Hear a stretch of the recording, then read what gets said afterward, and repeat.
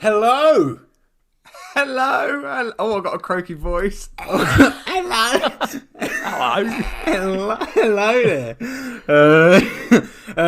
Good morning, Matt. Good evening, Leigh. Good morning, gentlemen. I'm happy for this to be a better time this time round. Yeah, it's slightly nicer for Leigh. To be fair, it's still nice for all of us because I can't say it's early when poor Leigh had to wake up at like 5 o'clock for the last one. So I think we've managed to find a nice interim. Just FYI, so Leigh is back. Lights Camera Rant is back to Woo! help us deep dive into the sequel of Deadpool. Very excited. I am just going to say straight from the off, lads, that I'm feeling a bit emotional this morning because I've just finished the last ever episode of The Walking Dead. Oh, I haven't watched it yet. Oh, I will keep all secrets out of this, but honestly, mate, it is dagger to the heart. Whoa. Is it? Dagger to the heart, mate. Fantastic, brilliant, really one of the best episodes ever, which it should be. It's the last one, right? Yeah, of course. Well, doesn't always happen with a season finale. That's true. Very true. Very true. But yes, yeah. I see where you're riding now, Leigh. I see where you're going. But yeah, no. This is absolutely. Oh, it's mad. Absolutely mad. How long has it been going for? Like, it feels like The Walking Dead's been around for like a while now. I was still in the womb, mate. No, I wasn't. That's a God good fact. damn. Isn't it like over 10 years? Is it like 12 years or something like that? 12 years, mate. Yeah. 12 fun years. That's amazing. But yeah, so that has finished. I've just finished that. But last night I watched Deadpool 2.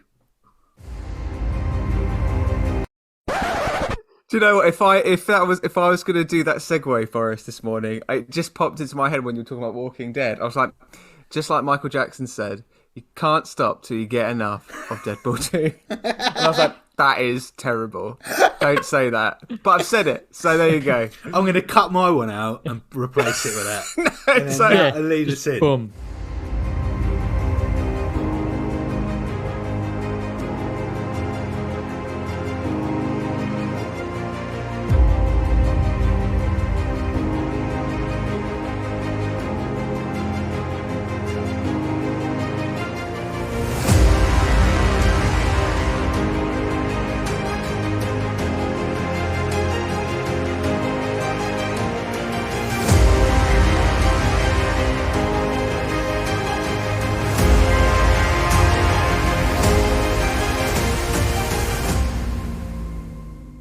So, what were our thoughts? What are the immediate reactions? Oh, gosh. It was really weird. It was a really easy watch.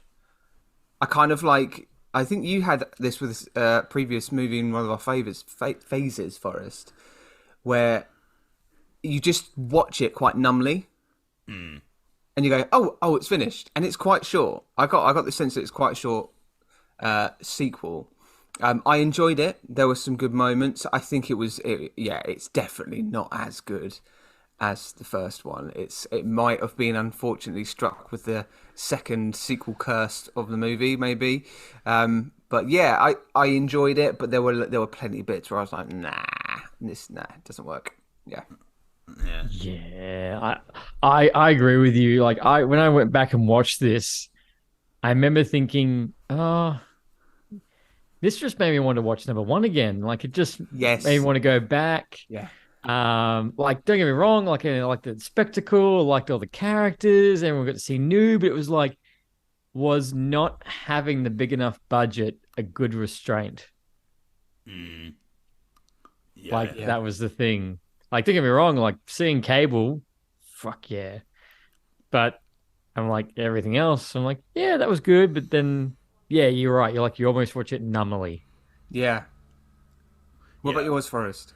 Yeah, I'm in agreement. I think for me, it was I think for me, this film is the film that where they've gone. We love Deadpool. It made lots of money. We want to bring it back. We know we want this to be a thing, but we haven't got the rights to the things that we want to have. We can't do it in the way that we'd want to. So here's the film that we can kind of compensate.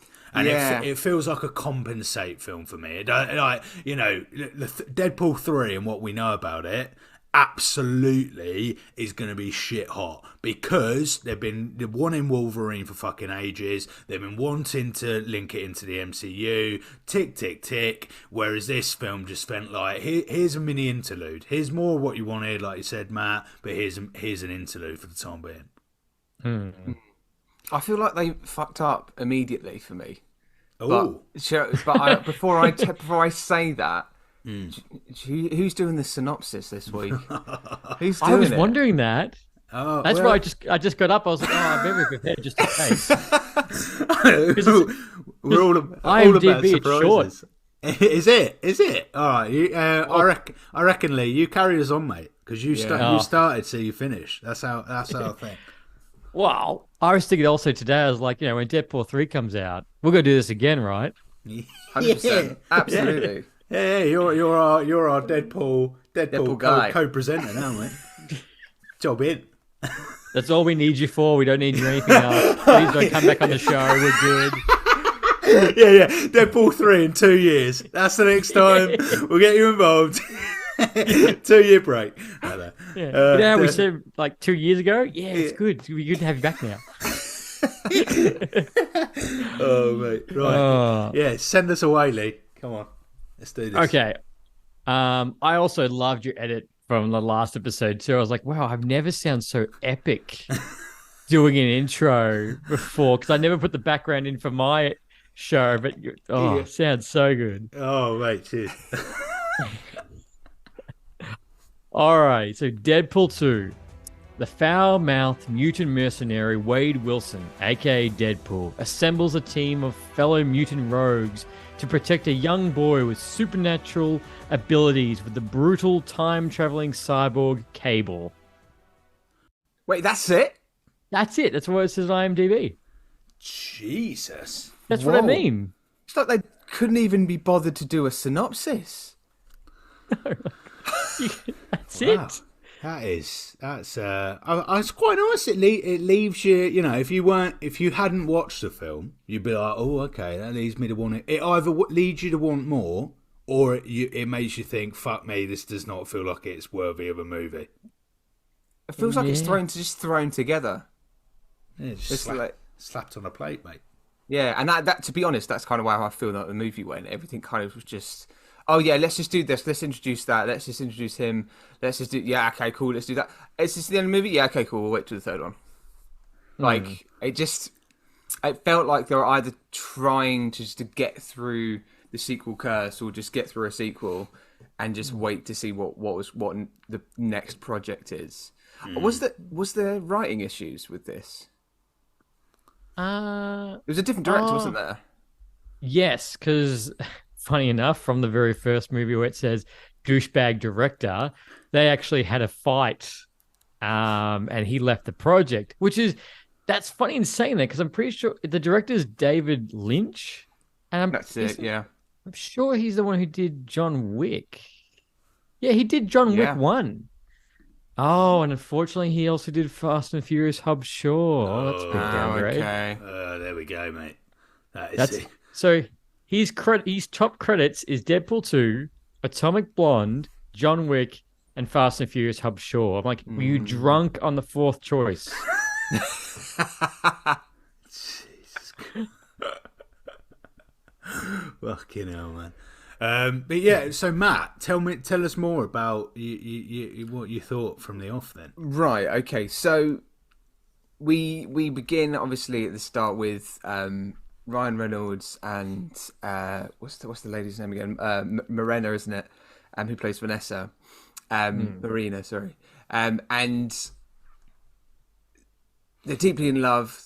And then obviously it goes to pot, and I'm really interested, Forrest, because when you said, just after those sex scene in the first one, you thought something was going to happen, that she was going to get shot. When you said that, I was like, Doesn't that happen in Deadpool 2? I'm glad you addressed this, right? I'm so glad because I watched it last night. I was like, how the fuck did you two not pipe up when I was literally must have been talking about... I didn't want to spoil it for you. So I must have literally just been talking about this film. I was just confused because I was watching this and I was like, hang on the fuck? What? And she gets killed. I was like, what? I was like, no way is this playing out. I was like, oh, I see what I've done. I see what I've done. I was trying to imagine your realization watching that. Just watching go, hang on a fucking minute. They didn't mention shit.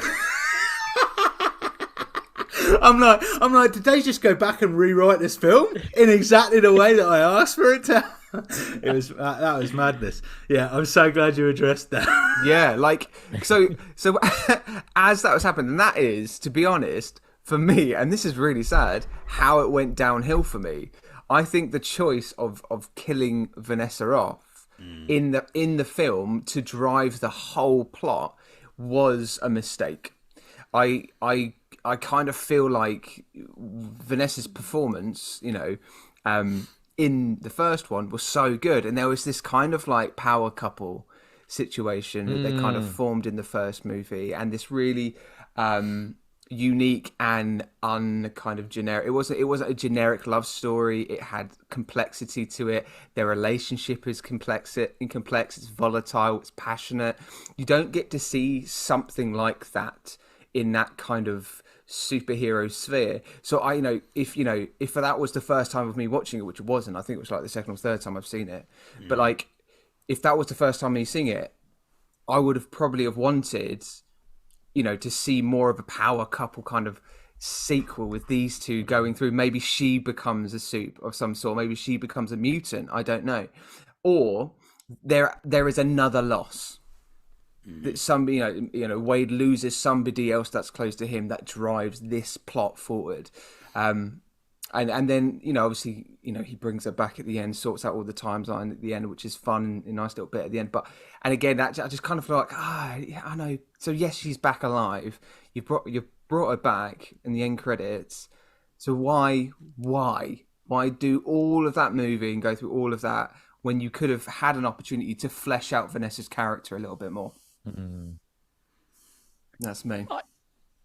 I fully agree with you because when I watched this again, I remember when I saw it in the theater, I thought, oh, she died really quickly. Like there was so, like 3/4 of the first Deadpool is, half of Deadpool is him trying to get Vanessa back, and then we get her back, and then in the first 10 minutes, if that, boom, gone. Yeah.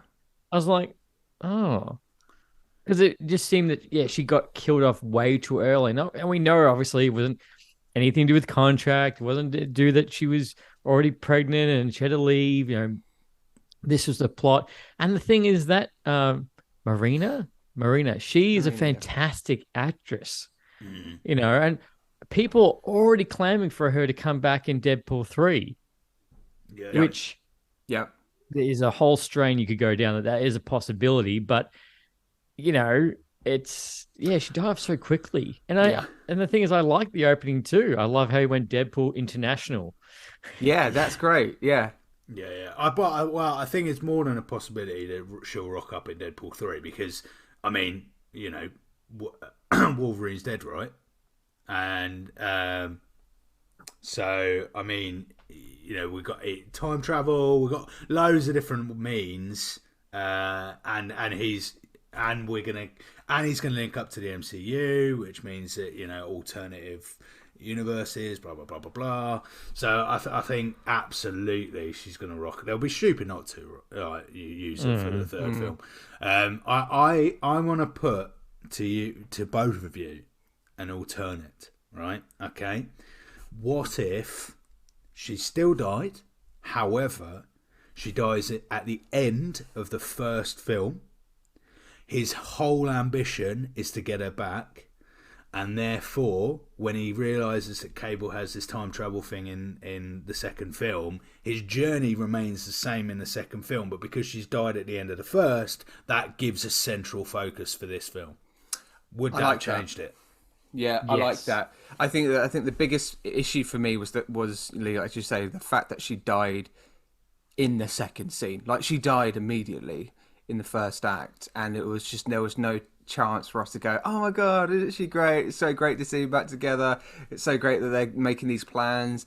You know, that just doesn't get explored or fleshed out, not even through to like the end of the second or third act of the movie. So yeah, 100%. I think I would have been well up for that more. Is Cable a time traveling character? Is that who that is? Yes. Yeah. So yeah, that is. So he's a. Sorry, carry on. No. You're right. He's a So Cable is a time traveling character. I'm pretty sure. I think 70% of the comics, it's pretty much him coming back in time, to save something or to do something. I'm pretty sure Cable is the son of both. I think it's Jean Grey and Cyclops. Okay. Oh, nice. Because I wondered whether the time thing was just a thing they added. I didn't know if it was crucial. Because actually, if it's crucial to the character and therefore comic book fans would know that, right? At the end of the first film, if Vanessa would have died in the main film, then it would have been great, because in the post-show credit where we know that Deadpool announces that Cable was going to be in the second film, right? He could have then said, "Oh, I wonder where time travel," or like, you know, he could have just brought up the fact that Vanessa's died and could have gone, "Oh, well, I wonder how that could solve such a situation." He basically reveals the entirety of the film. I think would have just given this an extra layer to have, right, I'm looking forward to the second film because we're going to get Vanessa back. It's going to be one feature of that film. I don't know if that would have solved the kind of. I feel for me this film, Deadpool 2, starts off really well. I actually really enjoyed it. I thought they brought back lots of elements. Obviously, the scene that I thought happened, what should have happened in the first film, actually does happen in the second film, and I forgot exists. I like the whole combat scene at the beginning. It does a very good job of bringing back all the things that you liked about the first film, like you said, Matt and Leigh, in kind of one bow in Act 1, right? What I feel like went wrong with this film is Act 2. Act 2 has no fucking sense of identity, in my opinion, whatsoever. It just flies about fucking everywhere. It doesn't really know what it's doing. Act 3 and Act 1 are by far the best parts of this film. Act 2, what's going on? Do you know what? I'm literally just trying to think what happened. He's literally in a prison cell, and that's when we get like Cable rocks up, yes, and starts shooting about. And he meets this kid, but Deadpool has an affiliation to this kid for no reason. Like morality, he hasn't got his own kid, so why would he have this sudden morality about young kids? I know. And you know, at the literally moments before Vanessa's death, they just decide at that point, right, let's try and have kids. And he's like, oh yeah, okay, cool, I'll be having kids. Yeah. And then all of a sudden he's thrown into this kind of notion of fatherhood, or trying to gain trust and respect and love from this random, you know, pubescent kid mutant, and a random kid, which even the IMDb page was like supernatural. I'm like, it's not. There's nothing supernatural in it. He's a mutant. No. Yeah. Yeah, I thought that was fucking weird. It's just shoehorned this kid in. The Deadpool wouldn't give the slightest fuck about. Why would he give a shit about this random kid? No. And this is the other thing. Like this, I feel like in order for him to care about it, he has to have either some sort of family tie to Wade, or he has a sister, and that sister's died as well at the same time, and he's got no parents or no one to be. And like, there needs to be a legitimate reason for Wade to care. So, and I know the reason why he went down the path of I care about this kid is because was it Rusty Collins, isn't it? And Rusty, he escapes this mutant facility for young people where they're quite clearly abusing the children, and then he kind of reveals that to Wade, and Wade, that is the sole reason why Wade goes, right, no, I'm not taking that because I know how that feels, blah, blah, blah, blah, blah. And that's his reason to stick with Rusty. Fine, but again, it just comes in so fast, it comes in so quickly, not enough time for the audience to really, to grasp that. And then all of a sudden, that is the only reason why it's mentioned in that first scene, and it's never mentioned again. No. That's It feels to me what the sole ambition of this film was to get family, was to get a team together, right? Was to get Deadpool with Domino, with all of the people that are within that core team, right? That was the ambition of the film. Well, then they've gone, right, how can we get Cable in? Let's invent this weird fucking storyline. That's what it's felt like. Well, remember, they wanted to lead into X-Force. Yeah. They were meant to make X-Force with the team after this. Yeah. And you're right. Like, he's Deadpool and a family member isn't what I remember the character to be. And you're right. He just gravitates to this kid because he sees the pedo looking after pedo that's looking after the school. But then you're right. It gets this random attachment. Yeah. It just feels like there should have either been a little bit more script between that. Maybe we should have, got a little bit more of Deadpool's past as well, if he's kind of a victim of abuse, and like maybe if we saw or kind of got a little bit of more of a exposition on that, it would then maybe justify a little bit more that choice for Deadpool to go, I'm going to take him on my wing. He could have had the same headmaster. He could have gone to that school. Yeah. He was the right age, right? To what's the fucking Eddie Marson, isn't it? Eddie Marson would he'd be fucking young teacher, but by the time Ryan Reynolds would be at school, but he'd just about get away with being a new teacher, whatever, that still had some dirty pedo ways. And that would have at least given that attachment. I've attended this school. I know what this bastard's like. I don't want you to go through what I had to go through. Done.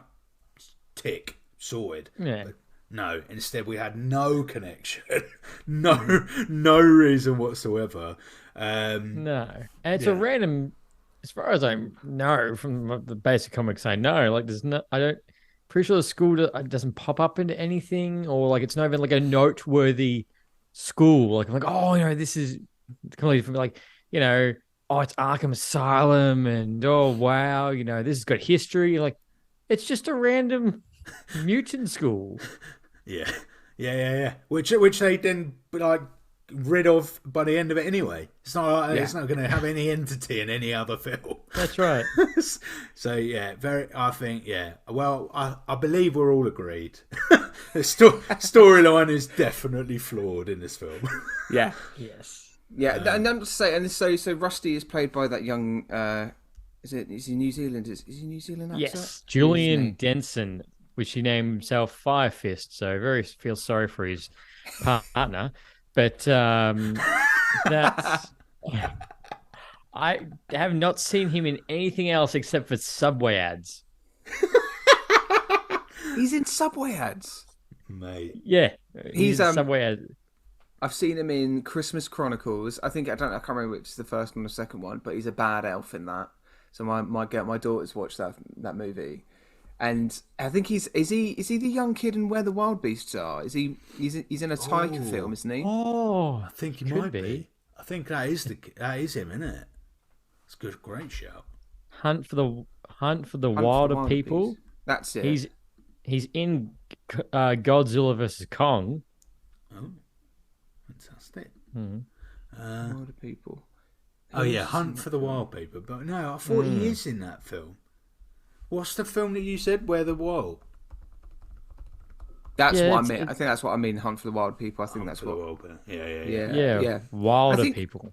I think he's a good actor, and I think he brings some nice, funny tones. The fact that he wants to make like a sort of like team up duo with a couple of people, and then he kind of befriends Juggernaut as well, and he makes some really cool jokes, and he does kind of get a nice kind of light comedic tone. But then when he goes straight into anger and goes straight into kind of trying to be this, I don't know, who's the villain in this movie? Like, is it the kid? Who's the antagonist? Yeah. I don't know, actually. I'm just thinking. Well, because Cable turns good. Yeah. Yeah, Cable turns. Yeah, Cable turns good halfway through. Quick note, when Cable appears in front of the pickup truck dudes? Mm. Oh, yeah. One of them's Matt Damon. What? Yeah, one of them is Matt Damon. What? Yeah, I think it's it's 80%. It's Matt Damon. They That's crazy. They put a fat suit and everything. He's a fat one. That's amazing. What a cameo. Yeah, Matt Damon. Yeah. It says redneck number 1. There you go. Yeah, he's the one with the fat suit. Wow. Wow, that's great. I'm going to have to watch that again now just to see that bit. That's So brilliant. I remember that, and I was like, watching the scene again, I'm like, nah, I would have never picked it up. I still would have picked it up. Yeah. Oh, yeah, and is it Alan Tudyk? Tud? What's his last name? Tudyk. Don't know, that's great. But he's the guy that voices Hey Hey in Moana. And he's also in that comedy movie? Dodgeball. He's in Dodgeball. Who we on? Is he the pirate? Yes, the pirate. Yeah. Yeah, and he's the guy from Frozen. Weselton. That's Weselton. It. Yes. Yeah, so he's the other redneck. Oh, this is awesome. There you go. Wow, big shout out for the rednecks in the film. There you go. Loving that. What a cameo. So much attention to that. I love it. I completely drove to a hyperfixation there. But I think I want to do a shout out for what is an amazing scene is the when X-Force fly in. Oh, that is hands down one of the funniest scenes. It's great. I remember when I watched it for the first time, I completely was just in hysterics. I forgot his name already. Who was the guy with the mustache? I just totally forgot his name. Oh, Rob Delaney. Yeah, it's Rob Delaney plays Peter. Yeah. Peter. It's just, that was so funny. He's like, he starts yelling. He's like, I'll never yell at you. Wipes his face. You're beautiful. And like, you're so precious to me. He's like, I'm only yelling to intimidate everybody else. Do you know what? Right before they jump out of the plane. I feel like Rob Delaney depicts exactly what this podcast is about. The Don't Be a Hero podcast. Like, he is Don't Be a Hero, isn't he? Yeah. I was like, oh my God, Rob Delaney needs to come on this pod. We need to talk to him about Peter. We can come on as Peter. Oh my God, Peter. Yeah, it's an amazing. And what I love is the. I tell you what I wanted more is the double act of Deepinder and Peter. Oh. Yes. That's a pitch. Because I think them two would be fucking hilarious. And I feel like there should be like another just a short where they help Deadpool with one mission, but it's just Deadpool and them two. Yes. I would watch that. I hope Deadpinder's in the third one. Oh yeah.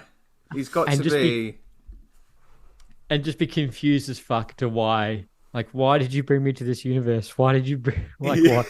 Even in another universe, you're still a taxi driver. Oh, my God. And who else is like... What other MCU superhero would Deepinder get on with? Who could you pair it, like... What would be I feel like it must be like a funny... Like a really funny... The camera guy from Eternals that's just following the actor dude around. Yeah. The Bollywood star. Is that the Bollywood star? Oh my yes. That's good.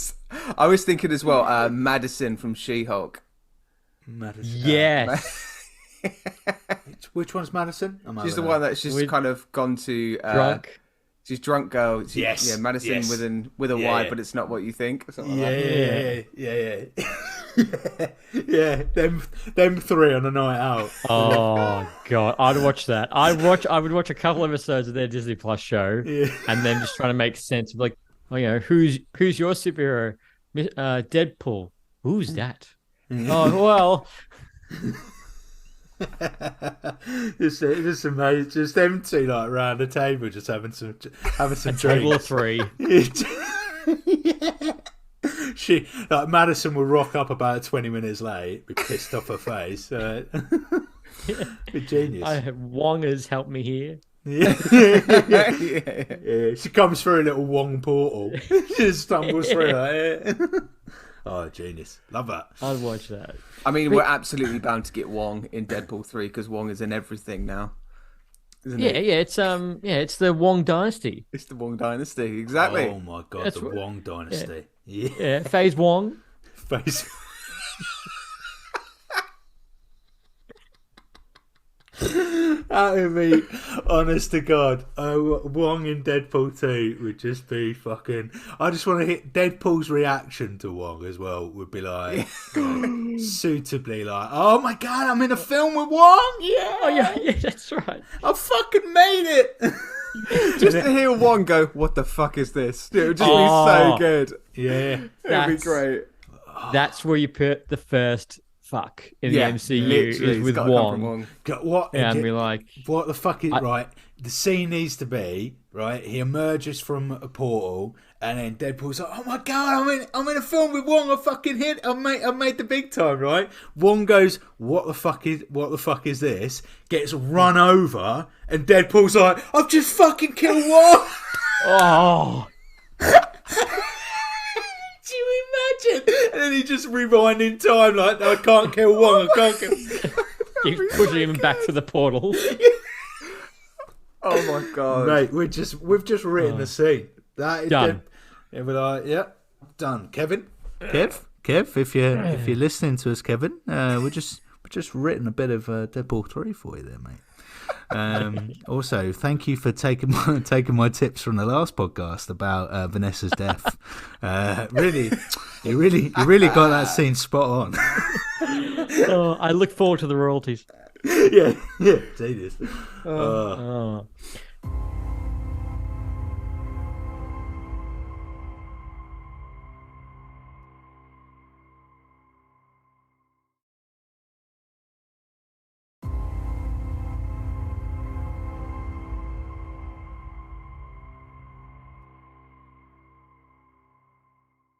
Another thing, did you like, I know it's only a very small thing, but do you like the fact that this is, so far as I know, the only reference that Deadpool does make to the DC universe in a Marvel film?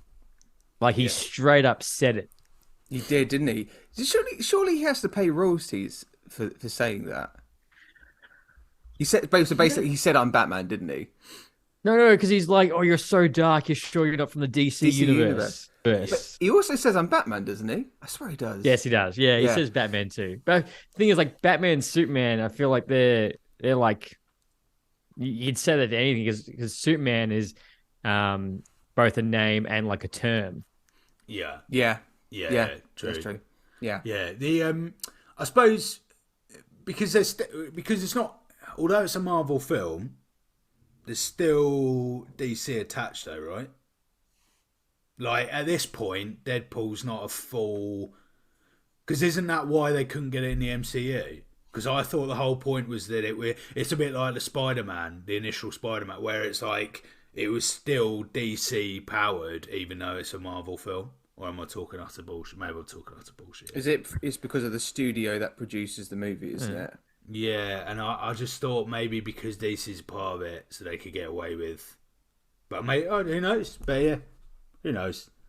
I think because, you know, the fact that it's all owned by Fox, they're able to do it mainly, you know, and they could throw anything balls to the wall for it to happen because, like, Roman Reigns was happy to pay for it. Like, he paid like some shit ton royalties for a Golden Girls T-shirt in the first film just to have it in there. Oh my god! Wow. Yeah, he paid like $5,000 just to have, and it's just one scene. He's wearing a Golden Girls shirt. What? Apparently, it cost him like $5,000 for royalties to have it in the movie. Oh my god! Yeah, no shit. So if I was Ryan Reynolds, I'd be like, yeah, I'll pay whatever money to say DC because you would never get the chance again.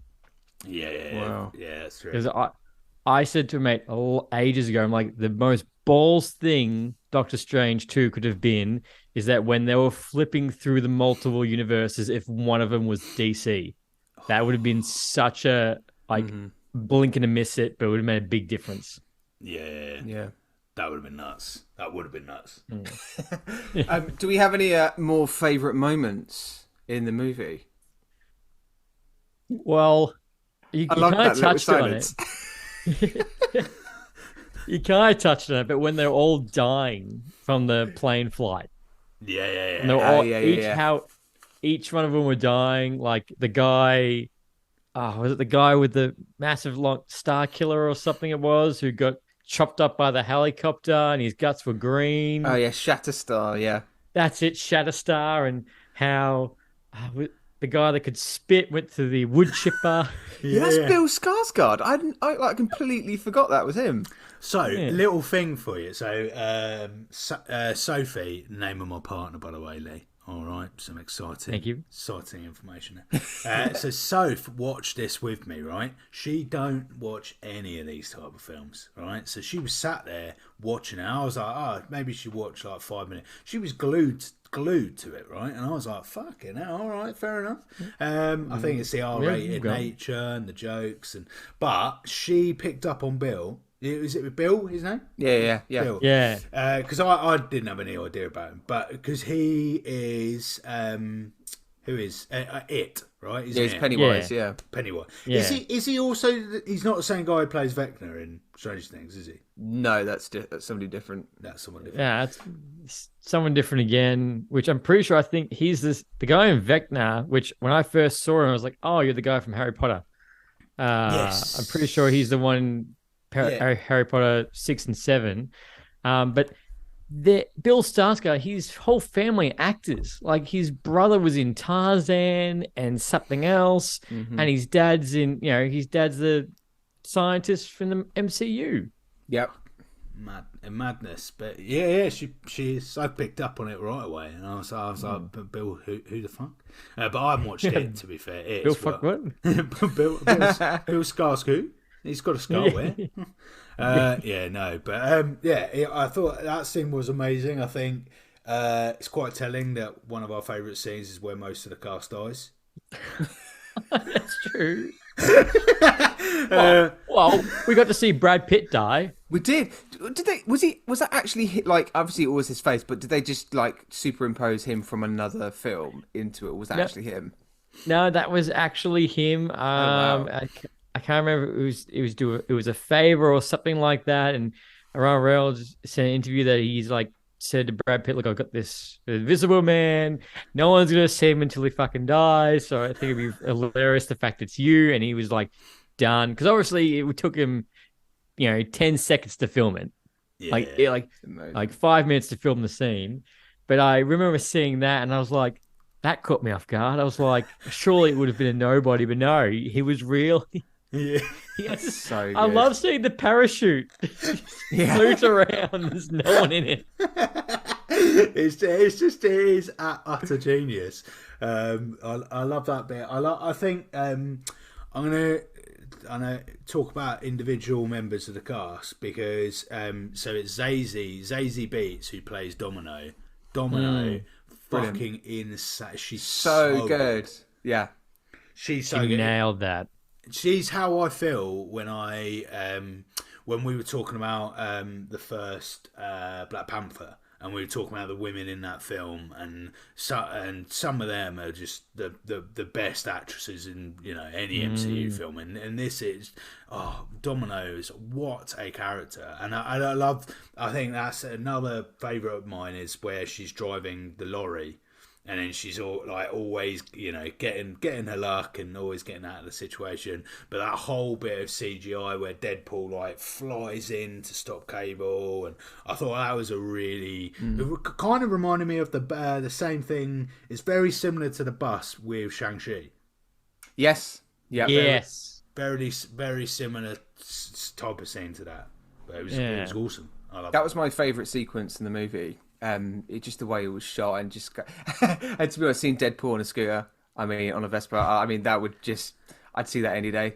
But like, yeah, I think Domino brings in such a brilliant, confident quality into the movie that it's not like he's there for comedic effect or anything. But like, you know, when actors just sit into a character really well, like you can see that she sits into this character brilliantly, and it's so understated, and it becomes it's quite clear she's a fan favorite in this movie, and you know, and the power that she has being lucky. It's like, oh my, that's actually a brilliant power. When I was thinking about it, after I watched it, I was like, oh my god, it's actually a brilliant power, and I wish I had that. Just luck. That would be it. I'd take that. Yeah, I'd take that over Superman powers any day. Yeah. She nailed it, and she's one of the biggest highlights. And I was right there with you when I was like watching. It was like, your power's luck. I'm like, how fucking useless is that? And then watch the whole movie. I'm like, That's actually quite handy. It's actually quite good. Yeah. But no, she nailed that. But did you like all the returning characters? Like, did you like the fact that Colossus came back and Negasonic Teenage Warhead? I really enjoyed the moment where Deadpool was trying to win Colossus back while he was sulking in his bedroom. Like, just seeing Colossus sulking like a teenager, reading a magazine on his bed while Deadpool's out there just playing some music on his phone. It's you know, it obviously replicates a really famous movie, but like, it's it is brilliant. It's really funny. I think you get a lot more layers out of Colossus. I think there's some really nice kind of moments, especially, and as well when he has that comedic moment, and then he goes in to have a full-on fight with Juggernaut. It is so good. Like, when it happens, you're like, oh, okay, these two big peeps are gonna go at it, and it is brilliant. Yeah, I enjoyed it. I enjoyed Colossus. Yeah, I absolutely love Colossus. I think Negasonic is, I don't know, that character she's fine. You know, serves her purpose in both films, I think. But it's not something that I come out of the film going, "Fuck me, what a character." Yeah. Oh, I need a Disney Plus show of her, like 100%. But I was fully surprised in this movie because I didn't look too deep in it. Juggernaut. I don't know what I was expecting in the truck, but when Juggernaut comes out, Deadpool has the same reaction as I do. I was like, holy shit. I completely forgot it was Juggernaut. Yeah, and he's comic book accurate too. Like, he's the helmet, his size, unlike X-Men 3, where he's some douche in a helmet. It's Vinnie Jones, isn't it? He goes, I'm the Juggernaut, bitch. Oh, bitch. Wow, I've never watched any X-Men film. Just I'm dropping that ball there, mate. I feel like we're gonna have to, mate, because they are an experience. I think when you get into X-Men 3 and stuff, like, it just parodies itself. It is so bad. It's like X-Men, X-Men 2, X-Men 3, literally Days of Future Past, X-Men Apocalypse. Literally, yeah. It's amazing. It's a proper roller coaster. But I think you're right, and I really enjoyed, and I was genuinely surprised that Juggernaut came into it as well, because I was like, who is it? Who is in there? Who is in that prison? And then when it came out, I was like, oh yeah, of course, and it works as well. And I think Ryan Reynolds did that. Yeah, exactly. With the fact that you ripped apart Deadpool immediately, you go, okay, cool. That's really cool. Yeah. You get a comic book accurate Juggernaut, and I think that kind of serves the audience as well, because, you know, after X-Men 3, when Vinnie Jones played that role, he absolutely butchered it, and it was just terrible. So I think for the comic book fans, and Juggernaut fans out there, I think that, Ryan Reynolds did them a service there. Big time.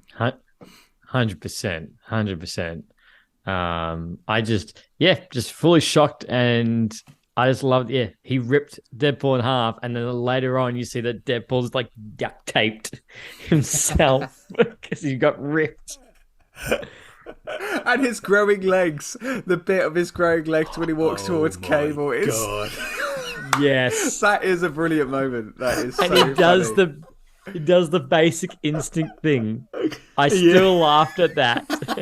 Like, And that reminds Blind Owl. Blind Owl was back, and she's she's sick. Such a good like scene. she better be in Deadpool 3. She better if she's still alive. It's when Cable comes into that scene and she points her gun so far away from him that Deadpool just moves her arm towards him. It's so good. I love all of the people stood there like. He's like, all looking. Just have some privacy. Yeah. That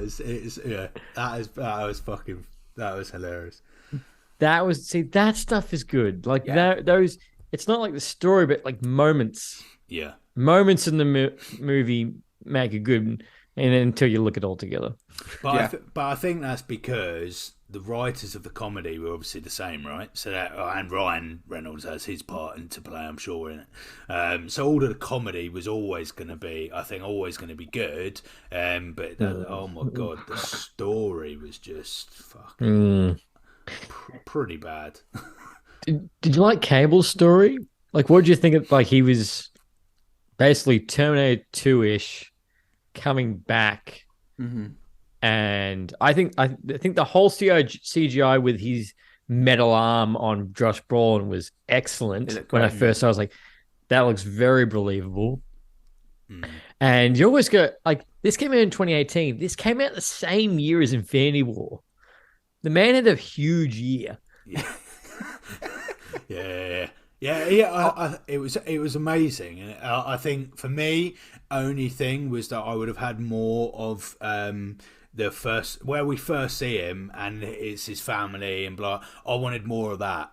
I wanted more of a backstory with that, because then I would have understood. I felt like it took me a while to clarify the story in my head, because we jumped from A to B too quickly, and I think actually I would have liked to have known that it was like a bit more assurance that it was his family of the house that he was in, and I feel like maybe we could have dwelt on that a bit, and then had Deadpool like come in the background randomly and being like, "This is my fucking film" or something like that. And wait a minute, back over here.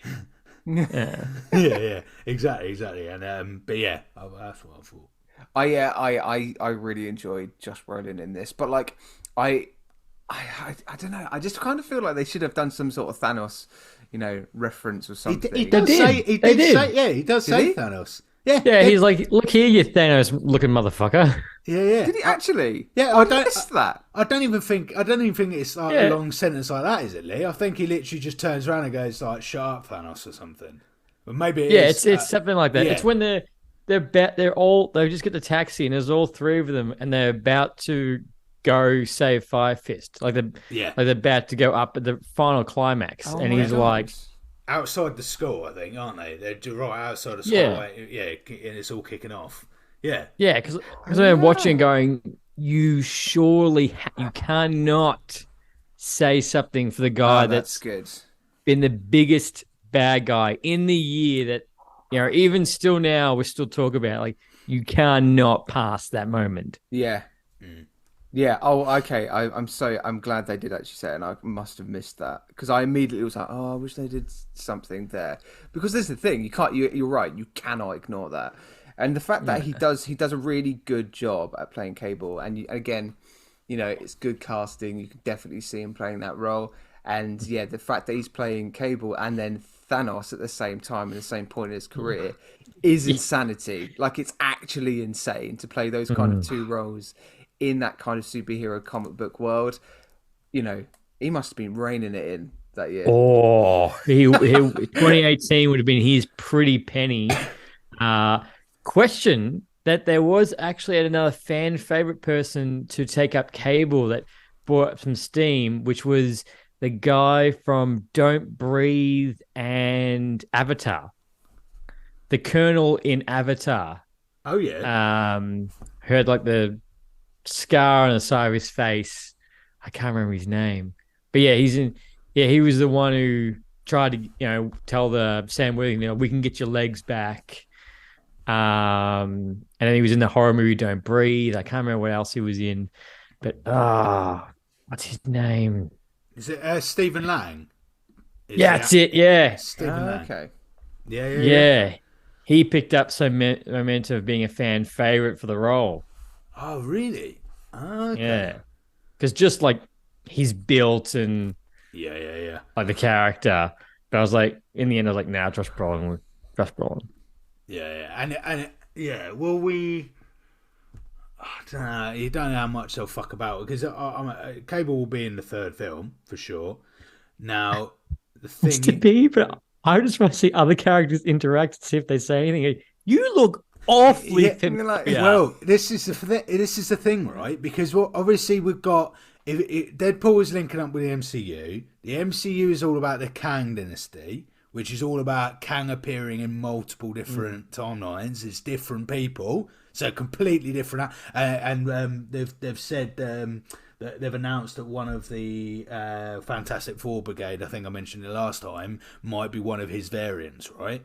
Now, so with that in mind, could it not be feasible that actually they do exactly that, but even more than that, they clarify that it is a variant of, it's a Thanos variant, and I don't know. It feels to me that it could be pretty much like fucking mind blowing. It could go there. Like, whoa. Yeah. But isn't it crazy that we are literally discussing that? Yeah. And that is it. And what's crazy even more is that is a genuine possibility. Like they could do that. There is a justification now. The multiverse is open, and now we're seeing all these variants, and we've got the Kang Dynasty coming in. We've got all of these options, and that could happen.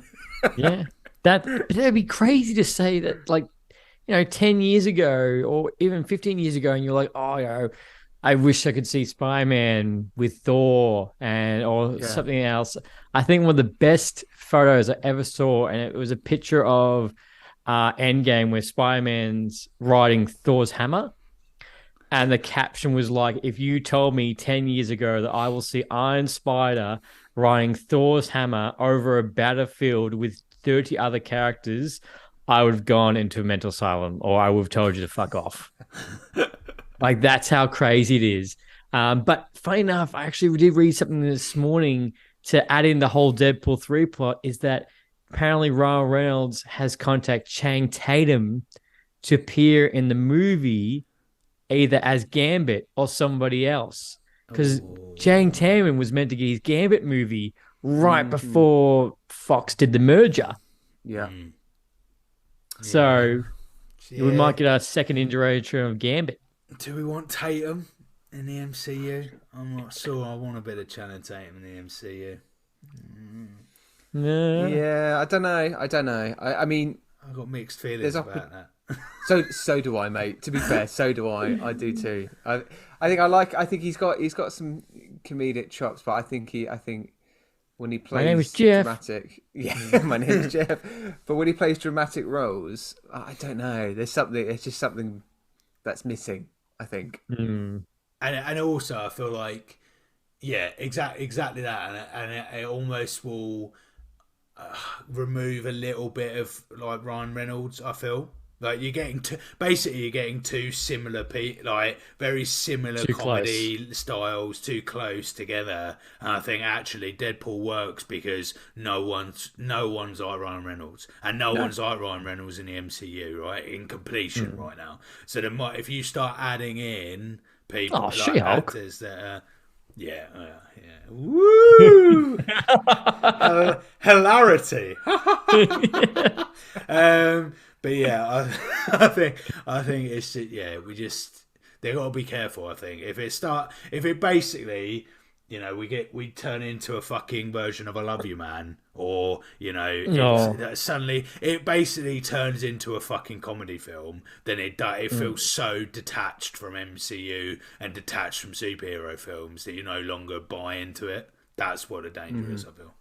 Well, Deadpool 3's got to set up quite a lot as well in terms of the future of Deadpool and the future now. What Wolverine's gonna, how is this gonna happen? I mean, I can't really imagine seeing Hugh Jackman staying as Wolverine for much long at all. He might be doing this for service for the fans as well, and the fact that, yes, to be honest, there has been a thread of Wolverine since the beginning, since Deadpool, Deadpool 1. So there has to be that payoff. But there needs to be a lot of setup as well. The fact that there's this merger. I think, and it has been announced, and there's no reason for this thought whatsoever. I wouldn't be surprised, lads, bearing in mind what we just talked about. Ant-Man and Deadpool. Yes, I could see that.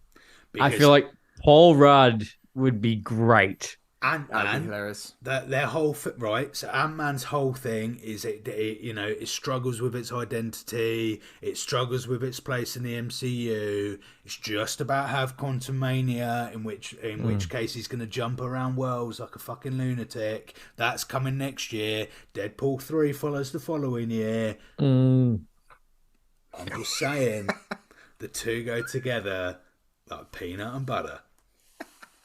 I would love that, and I would lose my shit if Deadpool turned around to Ant-Man and goes, "I loved you in The Boys." Yes. I'm so sorry, but I loved you in The Boys. Like, that would be so good. I'm just holding my tongue and I'm waiting for references to The Boys in the MCU, because you can't not mention that show, because it is so good. The Boys is brilliant.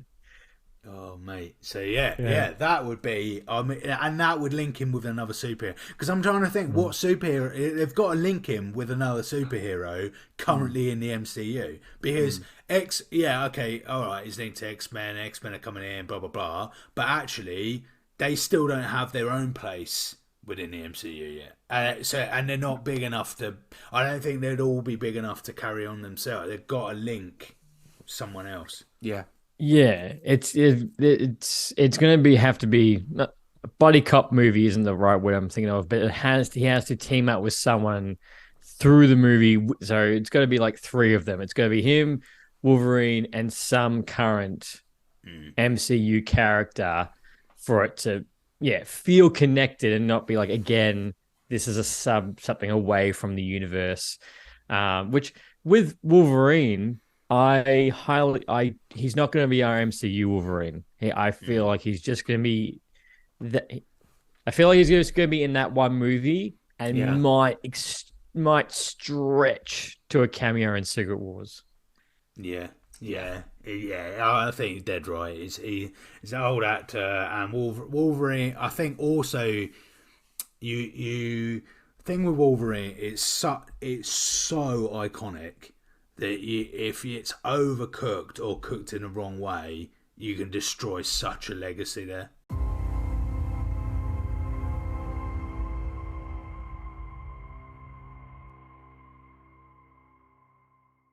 So in terms of are we okay to talk about our favourite secondary characters? Because I feel like we need to. Yeah, just because I feel like there's so, and this is the other thing, there are so many secondary characters with introducing there is a lot. Yeah, like introducing like the X-Force for literally a moment, and then obviously we've got all the new secondary characters as well. So I don't know. Forrest, do you have a favourite? Favourite secondary character? I think it would be. I think I've got to go for Domino, because Domino would be secondary in this one, right? Yeah. I think for me, it's very much Domino's world for me. Do you know we haven't mentioned? Oh, who? Do we mention Yukio? We have not mentioned. Oh, yeah, with the blades thing. Yeah. That's right. Yeah, the girlfriend. Wasn't enough. I don't think there wasn't enough from Yukio. I liked her. I liked her introduction, and I liked the little comedy moment where Deadpool kept going, "Hi Yukio, hi Wei." It was just really cute.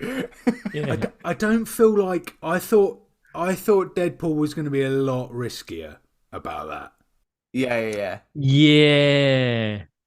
But I felt that was quite a safe scene. When Yukio first comes in, I thought it was a lot safer than I thought Deadpool was going to take it, and then from there, it never really, even if you get rid of that, and I understand why you wouldn't do that, but Yukio just never seemed to have a place in this film. I never quite understood. She's only in it she's only in like 4 scenes, like the one of the at the hotel, and then at the X mansion, and then at the end. Really, like that's really the only couple of scenes that she's in. Whether she might be a victim of the cutting room floor, there might be some deleted scenes that we would have understood a little bit more about Yukio. Because otherwise, I just don't feel. I feel like you said, Matt. There's so many secondary characters. Why bring in a brand fucking new one that you're going to use 3 times in a film? It seemed very, very odd. I'd love to do is find out, both of you, because we were talking about Weasel in the last podcast, and you both mentioned that the actor kind of you've seen similar parts, and but I thought Weasel kind of really had quite a strong part in this film as a secondary character. It was quite good. Yeah. He was still on point for the film. I still liked him. I still laughed at his bits, especially when Cable has him tied up and he's like, "Yeah, I'll tell you everything." But when I think of this, probably not as much as the first one. Like this one, Weasel's not like one of the very first people I think of. I'm like, oh yeah, that was so good. Like for me, it's like, oh yeah, Run Rounds, like Juggernaut, Domino, Cable. Yeah. And then him down, and then Weasel, but he still had good bits. He had good bits, again, good moments. There was no real kind of like character development there, I don't think. But like it was, like good moments. Yeah.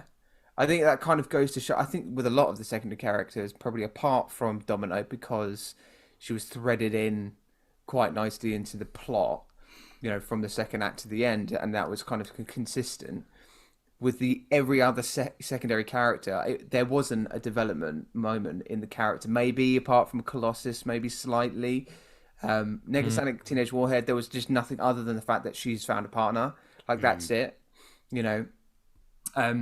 But like Leigh, who was your favorite secondary character? Mine would have to be either between like Domino or Cable, because Cable. Would you call Cable a secondary character? I don't know. It's weird, isn't it? Yeah. I don't know if I would. He's in a lot of it, isn't he? This is the thing. There's a lack of antagonists of them. There's no like villain in this movie. Headmaster, but he features for about 5 minutes, Marston, doesn't he? Yeah. Yeah, and gets killed. Yeah. So for me, it'd probably be going secondary character would be Domino. And I always love Delpinder on any scene he's in. Is always freaking hilarious. Actually, one thing we haven't mentioned, not to go on to a side plot, is the massive cameo. Yes, the massive cameos. The X-Men turned up in the background. Yeah, that was. I loved. I was like, how can there be no one in this giant house? I love that. Yeah, they're still hiding away from him. Was there anything on the board in the background? Because there's a whiteboard, and I'm like, there must be something written on that, but it's a blink and you'll miss it moment. So I don't know whether there's any. I didn't. Did you see the whiteboard in the background? Yeah. Because they were. I think I know. With them being in it, with those actors, with James McAvoy, is that a plot error there? Is there a plot hole there? Should it be Patrick Stewart? They were shooting X-Men Apocalypse at the same time. That's why that they all popped up. I see. That's why they did that cameo. That's why they all look like those characters. Yeah. Which X-Men Apocalypse was just fantastic. Ooh, yay. I'm not hinting any sarcasm in No. I mean, it's but like, I think for me, same for you, Leigh. I think Dopinder and Domino that are the best secondary characters. There is character development in both those characters. The introduction of Domino is brilliant. Dopinder wants to become part of the gang. He wants to be a superhero. Like, I love that, and I think, you know, everybody else, there's just either cameos or just no kind of any development in their characters to go forward. So yeah. No, I guess none of us liked Fire Fist then. No. Yeah. I mean, bless the kid. I think he did the best that he could in the role. I think he's a good actor. In the other things that I've seen him in, he's, you know, great. But there's just no substance to it, and I think there was an opportunity, I think, to find more substance in his role, but just I think maybe just because of all the things that were happening in the script or just the plot, it just didn't move in that direction. So yeah, it was a miss for me from him massively. Yeah, definitely. No, I agree with you. Yeah. How many quavers we're giving this one, Lee? How many crisps in the packet, mate? I was telling someone that the other day. I was like, I was on this really cool podcast. I was like, guess how they rate? And I was like stars or something. I was like, no, how many chips in a packet of chips? And I'm like, what? Like, yeah, how full would it be? And they're like, I guess, yeah, they're like, oh, that makes sense. I'm like, that's unique. I'm like, I'm right. I'm like, no, that's a creative idea. Then someone going 5 stars or 5 thumbs up. I'm like, how much would you fill a bag of chips for this movie? If there's ever a reason to listen to the Don't Be a Hero podcast, it's this moment right here. Yeah. This is what it all hinges on. This is the real deal. This is the 20 seconds they actually tune into. Oh God. Look, I noticed that Deadpool 1 was an absolute full bag to the brim that was about to burst. This, I would say, just above half. Just about like half bag of air, really. Like, it's like you watch it, like you open the packet, there's like, oh, you're like, yay, there's bits in there, but the same when you finish, you're like, there's a lot missing. Yep, I'm with you on that. I'm pretty much just under half. Like you kind of like you feel the packet of crisps, you know, the chips, and you kind of like, yeah, there's a lot of air in there. There's a little bit. Fucking hell, you slowly rush all the crisps together, and you kind of move it about, and you see this. Oh, there's a lot of movement in there. There shouldn't be a lot of movement in there because you expect a little bit more from something like this. But then you open it, and you get the whiff of flavour, and you're like, oh, I like that flavour. Yeah, that's the flavour I know. I like that flavour. Yeah. All of that flavour. Give me all that flavour, right? And you look inside, and you're like, okay. Well, I know I'm going to enjoy this, but I wish there was a little bit more. That's right. Yeah. What a way to kill the analogy for the rest of all time. I'm going to go hard or go home, and in this case, you've definitely gone home there. I think I'd give the bag 40%. 40, only 40 for me. I think the story's just not good enough. I'm sorry, the story just doesn't captivate my interest. The only thing that does is everything from Deadpool, the first film. So I'm like, well, I might as well just add another half an hour extra of the first film and brought some of this into it. That's exactly right. $1 billion question is, if before the MCU, would you have been excited to watch Deadpool 3? After this? Ooh, that's a really good question. Strong. I'm gonna go. What? Does that include the Wolverine announcement? No. Yeah.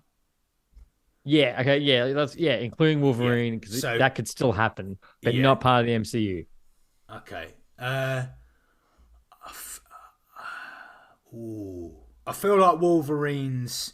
If Wolverine wasn't part of it, no, a little bit of interest. Wolverine being part of it, 80% interest, and I reckon the 20% extra is the knowledge that it links him into the MCU. Yeah, I think I'm the same. I think the fact that at the end of Deadpool 2, you see him adjusting all the timelines and stuff. I think for that reason, I'd be like, yeah, okay, I'd definitely watch Deadpool 3. I wouldn't rush to go to the cinema to go and see it. I'd probably wait until it comes to release. But if Wolverine was in that, then I'd probably go to the cinema and watch that as well. Yeah. So without Wolverine, no. With Wolverine, yes. Yeah. Yeah, about the same. I still can't believe that at the end scene when Wolverine's shooting, sorry, when Deadpool's shooting his old self, he's like, one day your Deadpool buddy's gonna ask you to come out of retirement and play the character one time. I was like, I can't believe he was fucking right. Like, he was like, he spoiled it for her. He was right. Yeah. But even that scene was done so well. Mm-hmm. Did you know, trivia fact for you gentlemen, what scene that did get cut or didn't? It was almost a little bit too far that they weren't going to do. Ooh. He was, Harry with Hitler. Really? He was going to kill. He was going to. No way. And then that was the scene where I think Century Fox were a bit like, no. Like, that's a bit pushing it. You can imagine him doing it. He's just there behind us, shoots him in the head, looks to the camera and goes, "You're welcome, world." Yeah, that's right. You're welcome. Oh, my God. And then he goes back to the present to realise there's been like a nuclear fallout. And he goes, "Oh, no, that was a bad. That was the wrong decision. Go back. Like, Jesus. Oh gosh. Anyway, I think. Look, I feel like we're gonna have to, when Deadpool 3 comes out, we're gonna have to combine the podcast multiverse once more to review Deadpool 3 when it comes out in 100 years' time. It's gonna feel like that.